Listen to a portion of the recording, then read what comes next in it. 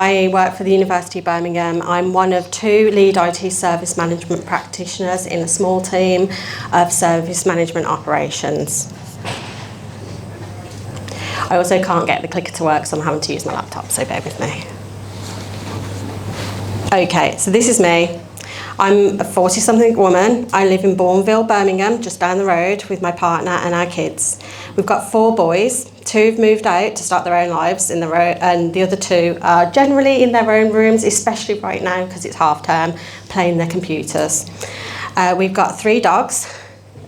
You can see on the screen, we've got 2 chihuahuas, and we've got a St Bernard cross puppy who in the summer, and just recently actually, so twice a year, loses more hair than the chihuahuas put together, like every day for a period of time. As you can see from the picture, it's a lot of fur.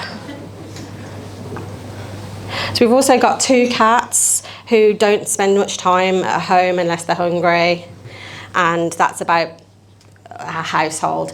For work, I work for the University of Birmingham, as I said, 2 of the lead IT service management practitioners. Before this, I worked for Birmingham's other main employer, Birmingham City Council, but this was before the bankruptcy, so I wasn't involved in that, honest. I was a problem and change manager there, and then I went to work at the university. I'm passionate about service management and ITIL. I'm an ITIL practitioner, a strategic leader, and hopefully I'm going to get ITIL version 4 master soon. I love to hear other people's opinions and experiences with service management and discuss how it works all together. I love to read dystopia and fantasy books. I have a lot of time for TV and movies. I have 4 children, I don't go out very much. In the summer you can find my family, we're normally in a field in North Devon, camping with no electricity. My kids turn into little nomads during the summer and they're just off. We can finally get them away from computers. And also I really like things like flip-flops. Summer comes, the moment the sun comes out, I'm in flip-flops the whole season. Winter, it seems to be jumpers. I love this jumper. I've got 4 of them, so I'm constantly wearing them at the moment. Right, okay, so you're probably wondering why I'm sharing all this. As it says, I'm a chronic oversharer, but there is context. So when my eldest, he's on the picture with all of us there at my second son's graduation, was younger, he struggled a lot at school. And it wasn't because he wasn't clever. It's kind of the opposite, actually. He got on pretty well with lessons, but he kept on getting into trouble for not paying attention, for annoying his classmates and disrupting the class. Towards the end of primary school, he got very badly bullied by some of the children in his class, and he spent a lot of time being spoken to by the teachers. It was clear that something wasn't right, and by the time he got to secondary school, we spoke to the special needs education coordinator there, and they confirmed that we should investigate a diagnosis for ADHD and possibly autism. So a few years later, and a bit of a winding road, and we got a diagnosis for both autism and ADHD for Joseph, my eldest. So it really helped him get a diagnosis. He got medication, he got support from the school, got to see a educational psychologist and stuff like that, and they made allowances for him to be able to get through. He left school with some really good GCSEs back in the days when there were A stars and stuff, so he even got a couple of A stars. And the teachers in primary school didn't think he was going to get anywhere, so it just proves that with the right diagnosis, it really can help. He's had a few twists and turns as he's reached adulthood, but now he's back on track and he's at the university, Birmingham City University, not my university unfortunately, studying computer game design. So my personal story, the past few years, I've started recognising a lot of my eldest son's kind of characteristics in myself. When I looked into the likelihood, I found that there's a 70 to 80% chance that a person with ADHD will have 1 or more parents that also has ADHD. From looking on social media, I know you shouldn't really, but there was a lot of posts that kind of people with ADHD, and I was noticing traits in myself, so I thought I'd have a look and see if I can get a diagnosis. So in women, the symptoms for ADHD are quite different to men. There's a lot of masking, it's very common, and then burnout later in life. And that's normally when women kind of get to the point where they think, well, actually, I should maybe go through a diagnosis. So I made the jump last year and filled in the Vanderbilt assessment and scored pretty high. So I thought I'd get a diagnosis. I went through the process. Long, big waiting list for about a year and a half. But finally, in September, I got my diagnosis and I have ADHD. So today I'm talking about my experience in service management as a neurodiverse woman.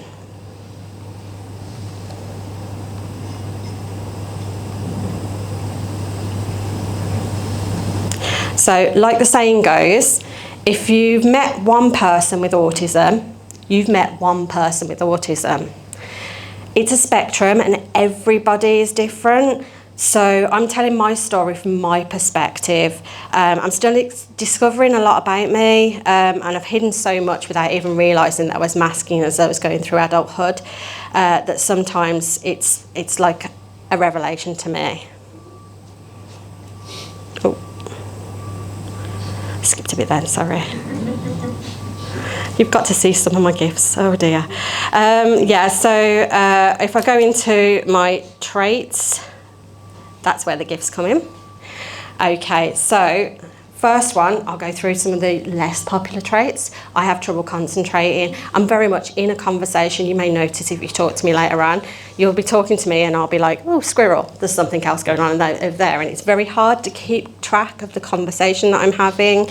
It also affects sometimes with my work if I get bored of something or if something else happens. It is quite an advantage because I'm an incident manager, so it means that I can then swap and context change quite easily sometimes. Another of my traits is rejection sensitive dysphoria, or RSD for short, because it's a bit of a mouthful and I always say it wrong. I'll replay the error in judgment that happened 8 years ago, like over and over again for years. Seriously, that does happen. And I also assume people don't like me. So yeah, generally, I'll just assume that all of you don't like me. Don't take it personally. Executive dysfunction. This goes hand in hand with getting sidetracked. I procrastinate a lot. I wait till the last minute and I'm really bad without deadlines. It kind of helped with this presentation because I was brought in last minute. So I was like, I need to get this done. Still, I was doing my presentation this morning, so, you know, I really do leave it till last minute. This is an interesting one. I've kind of done some research into what it should be called. So it's object constancy inability. It's not quite the same as object permanence, where something, if you're not looking at it, you forget that it exists completely. I know that these things exist, the item, the appointment, the task, but when I'm not thinking about it, it's not part of my world. Even if it's in view, I don't think about it. This can happen. I mean, it happened the other day. I was working from home and my partner was speaking to me and I turned around to look at an email that I was dealing with at work. Completely even forgot he was in the room talking to me. So yeah, he tries to not take it personally, but it can be a bit of a problem.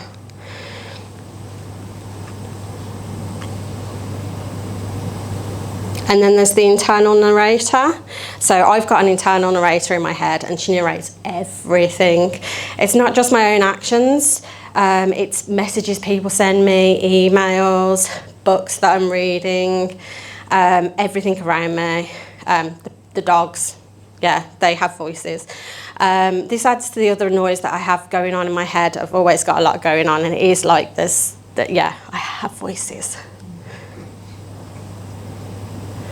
And then this one's an interesting one. I didn't even know it was a thing until, not my eldest, but my third son, Noah. He was in nursery and he started kind of repeating the last few words of every sentence he was saying under his breath. obviously, as a panicking mum, I started Googling the hell out of it, trying to figure out what was wrong with him and whether I needed to get help, see a psychologist or something, and discovered the term echolalia. So it can present in different ways. With Noah's way, it was quite pronounced, and he did grow out of it really quickly, actually. But it kind of stuck with me, and I realised that it's also the word that can be used to describe when you finish other people's sentences with certain phrases that you kind of got stuck in your head, and get songs, lyrics like stuck in your head, or end conversations with those too, which is quite a common one. For me, it's my kids all say something like, I'm a genius, and I always have to reply with sticky geniuses because it's from Winnie the Pooh from when they were little, and it's something that's just stuck in my head. And the HBO beginning of TV where it does the little bit, I have to do that every time I hear it on TV. It's very strange. Okay, there are positives though of neurodiversity, and these are the ones that I have from my perspective. So I have great pattern recognition. I can find things my kids have lost like magic. Admittedly, with my kids, they normally think they can find things by staring at the ceiling and just automatically go, Mum, I can't find it. So, you know, they're not really the best example, but I am quite good at finding stuff. It does help in work because I can spot trends in a list of incidents quite easily. I can also link similar things and have hunches about them that I can't quite explain, but they often pay out. And it also means that I often work out the twist in films way before the reveal, which can get really annoying for my family. And I also can work out how most magic tricks are done, so I always get my kids turning around and go, Mum, tell me how it's done. Next one is kind of similar, problem solving. So I do love a good puzzle. LinkedIn games are my favourite at the moment. I'm always trying to get up there, but there's people starting to get quite high now, and they do the puzzles in really short times. But yeah, there's some really good games out there. I've always wanted to know how things work. When I was a kid, I used to take my toys apart to find out how they work. It was much to my mum's annoyance, especially if I couldn't get them back together afterwards. This logical thinking and problem solving, it helps me to manage high priority incidents successfully at work, so it's a good thing in my opinion. And then there's been a change embracer, as I've titled it. So while I benefit from routine with ADHD, it's very good. Well to change, and I learn quickly, and this is always a good trait to have when working in IT because it's ever changing. And then onto one of my favourite traits. I can rewatch films like new. So I love this one. I have a really short kind of memory for detail. So it means that I often can tell you that I really enjoyed a film, but I won't be able to tell you what happens in it. So it means that it's quite an advantage because I can rewatch a film and it's almost like it's new, but it's just a little sense of deja vu.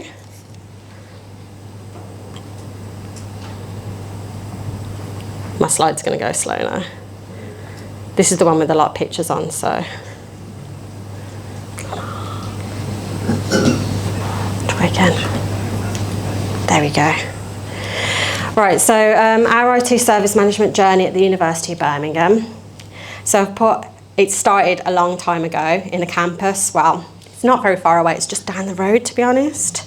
The University of Birmingham, they started their journey with ITIL a long time ago. I did try and find out earlier on from a couple of people. They started using ITIL version 2, but it was well before my time, so I wasn't around. 2016, 2017, they decided to actually set up a service management function. To begin with, it was one person, and soon after they realised they needed to kind of make the team a bit bigger. So in 2018, that's when I started, and we employed several process owners. So we had change, configuration, incident continuity, design and transition, and they were all managed by 3 process owners between themselves. We had a few others that weren't covered, so problem management and a couple of other ones. And they were all managed to various levels as well. 2019, during when ITIL 4 was released, we also then got an additional process owner. Because I was originally employed as service introduction manager, I managed to worm my way into getting problem management because that was the one that I preferred. So I became the process owner for problem management at that point because I felt like it was a bit like the poor sister of incident. It was kind of left, nobody was really doing it properly. As I'm sure most of you can attest to, that's the kind of thing that happens generally. So then after that, COVID. With lockdown, things changed a lot. We had some changes in the team, some people left. Then we also split the team, so the design and transition manager dropped transition, which became release, and we kept that. But then he joined a separate team for architecture to take design into design and architecture direction. So the team was changing, and lockdown also changed it. The business was also talking about agile and product, and they had this idea that product was going to replace ITIL and service management. People wouldn't need to do service management. They felt like it was a bit of box checking and stuff like that. So we were a little bit kind of, ooh, this is worrying. But we decided to take it as an opportunity and try and improve how we worked. So we learned about Agile and found that it would be a great place for multi-skilled generalists like us to thrive. It also felt like as we were learning more about ITIL 4, it had a lot of tie-ins to how service management work. And so we decided to kind of do a more agile service management style at that point. So we tracked our work broken up into manageable tasks. In the Agile Scrum type situation, we held stand-ups daily with a small set agenda that would help everyone to have their turn. We started to work in 2-week sprints, and then we held retrospectives at the end of them to see how we'd done with the tasks that we got in. And overall, we did all this visibly so that other teams in the university could see. We'd had some kind of test the water product teams that had been set up in IT services, and they were kind of struggling a little bit with the process because they kind of did think that it was very much agile rather than ignore the processes, rather than the processes are actually still quite important in agile. So they saw how we were doing it and thought that actually looks pretty good, and it was working quite well. So we've actually influenced and changed the way they work and steered things back towards a more high velocity version of ITIL. Personally, I benefited hugely from the changes we made. It reduced my procrastination and increased my output, and it quieted all the noise and distractions that I'd previously had. In 2021, we released our new service management operations team, and there's now 5 of us all together. It's a very service leader managed area with practitioners that are working more as a consultative stage for the rest of IT services, helping people to be able to use the tools that we have available through service management and ITIL. And then to 2026 with the release of ITIL version 5, or new ITIL, as I love that term, new ITIL. I think I prefer it to ITIL version 5. Don't know what it's going to do a few years down the line when it's not new anymore, but you know, we'll see.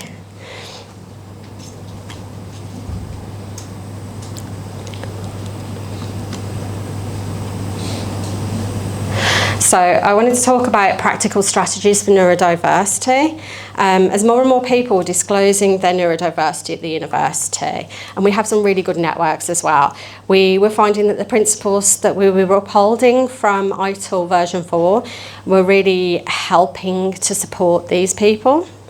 So I wanted to go through some of the principles that we were following and show why I think that it helped. So we start with focusing on value. People with ADHD often thrive when they understand why something matters. We can be very, very morally based and really want to kind of support the right way to do things. So it's very good to understand why. In ITIL terms, it means that if we anchor everything into the value creation, it helps us to understand that. We show the link between our tasks and the real customer outcomes, using value streams to illustrate this purpose in a simple and visual way as well, and celebrating the small wins. So with ADHD, I have low dopamine levels, and anything that gives that dopamine hit of like help us high and stuff like that can really be an advantage. So this is where I find that focusing on value really helps with that. So starting where you are. ADHD brains can struggle with unnecessary changes. We don't like routine, but we need routine.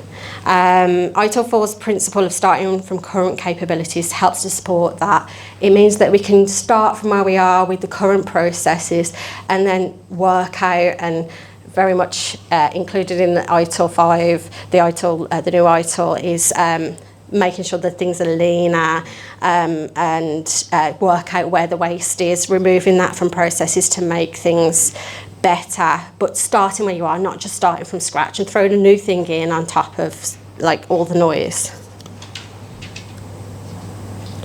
Progressing iteratively with feedback.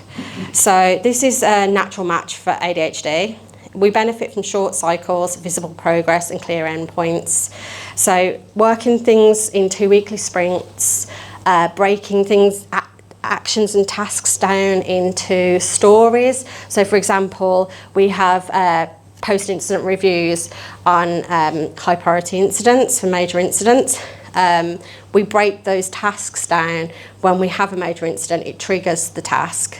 And then we decide whether it needs a post-incident review or just a report, or whether it needs to just go to the team to work out root cause analysis and stuff. This is all done on problem as well, rather than incident.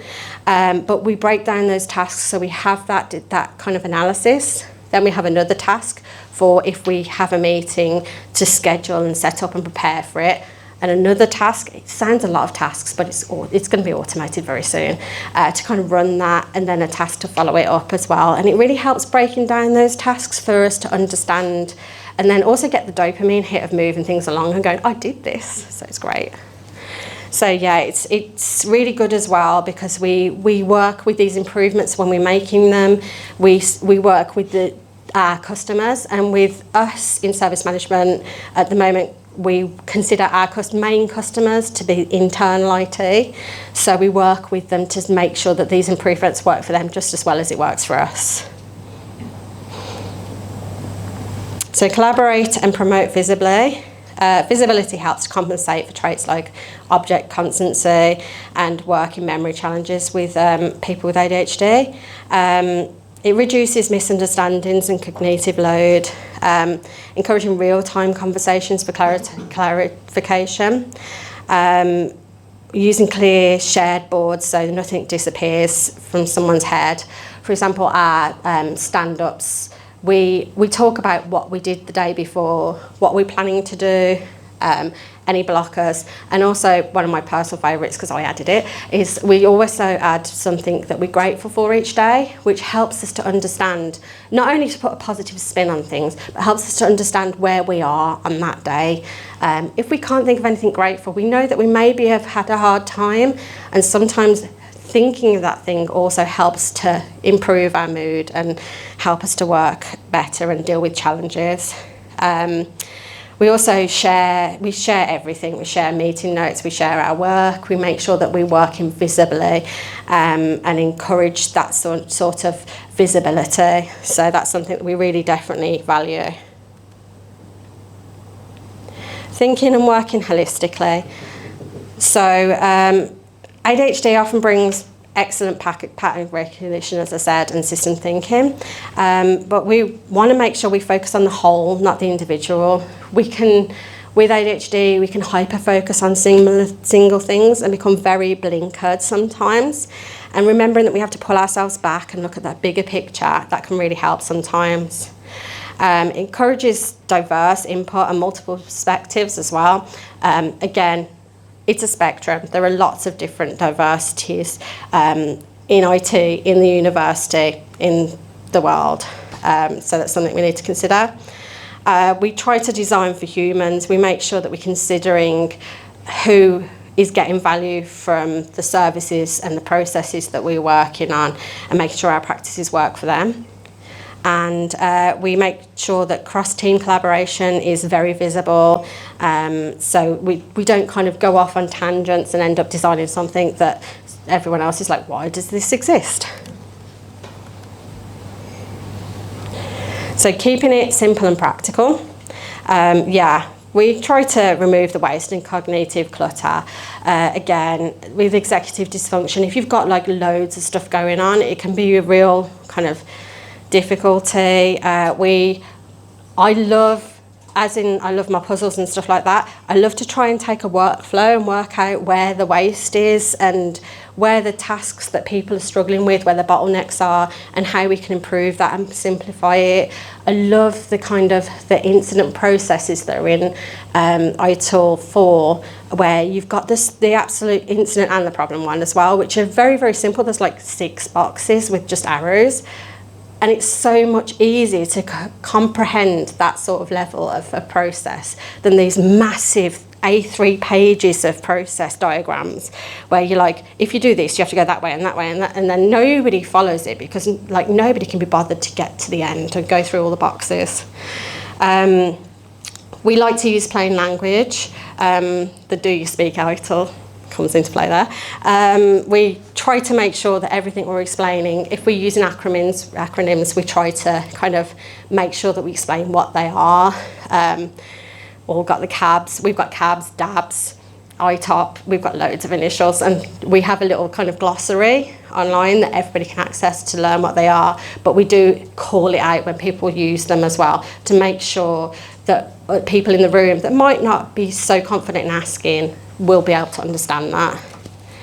And we also agree what good enough looks like, so that's kind of the definition of done type thing when we're dealing with tasks and stories, to make sure that we know when we've actually finished, rather than just continuing on a task and continuing.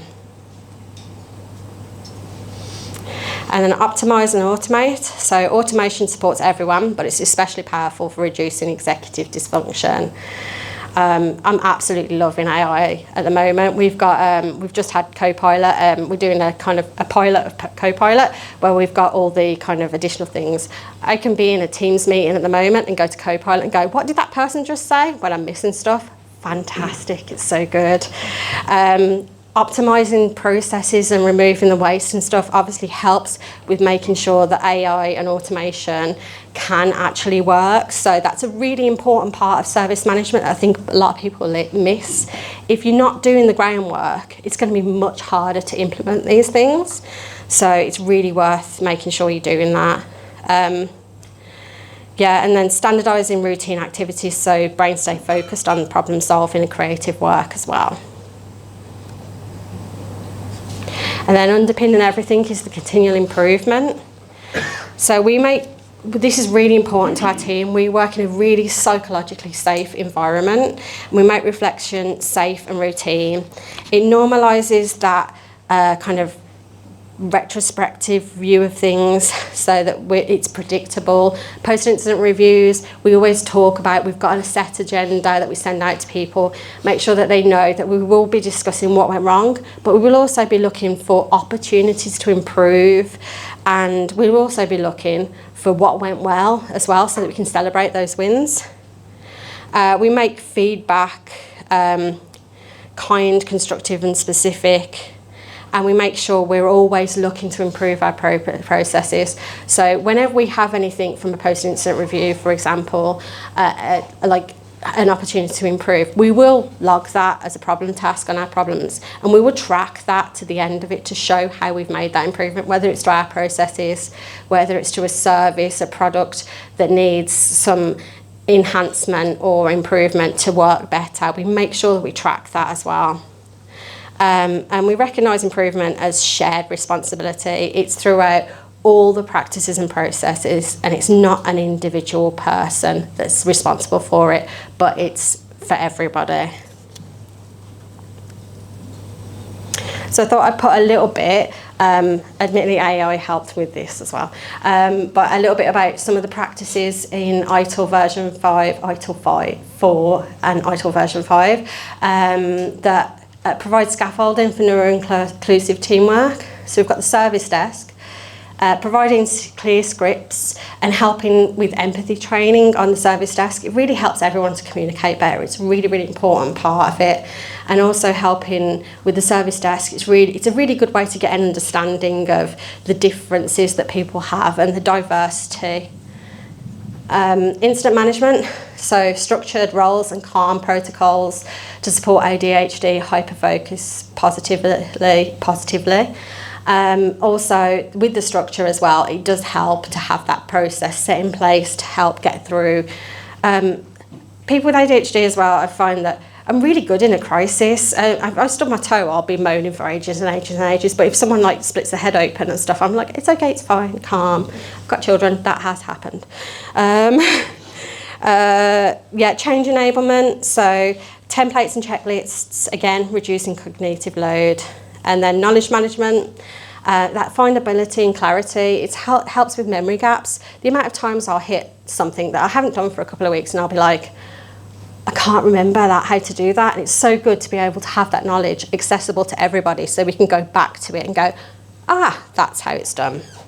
And then workforce and talent management. I think this is very much overlooked and I'd really like to see more of it. We're starting at the university to build up this team now where we were actually implementing stuff from workforce and talent management. They're not doing it the ITIL way, but in my opinion, it's very ITIL. So it supports the psychological safety and appropriate adjustments that is needed very much for neurodiverse workforces. So looking forward to the new ITIL. I love this background that we've got. I've got this at work at the moment. I'm annoying everybody with it. I'm also annoying myself as well because it's in my background. It's backwards. So I keep on reading the words backwards going, that's wrong. But yeah, and it's also Cadbury's. It's almost Cadbury's purple. I love the new ITIL, the flexibility in it, and I love the fact that there's so much more human-centred design that have been kind of engaged in it. I know there was a feeling in a lot of the conferences I've gone to recently and some of the posts on LinkedIn that ITIL was too process-based and that sort of thing, and it wasn't thinking about the humans. I don't believe that with ITIL 4, but I know that some people did, and I think ITIL 5, the new ITIL, kind of focuses on that more, and it really does kind of say the experience is key. So I'm really happy that they've kind of said the human-centred design and organisational value as well. And I've had to get the Do You Speak ITIL in that because I do love that. And so that's my talk. I have no idea whether, I think I'm okay on time, I'm not sure if I've gone over. But yeah, thank you ever so much for listening.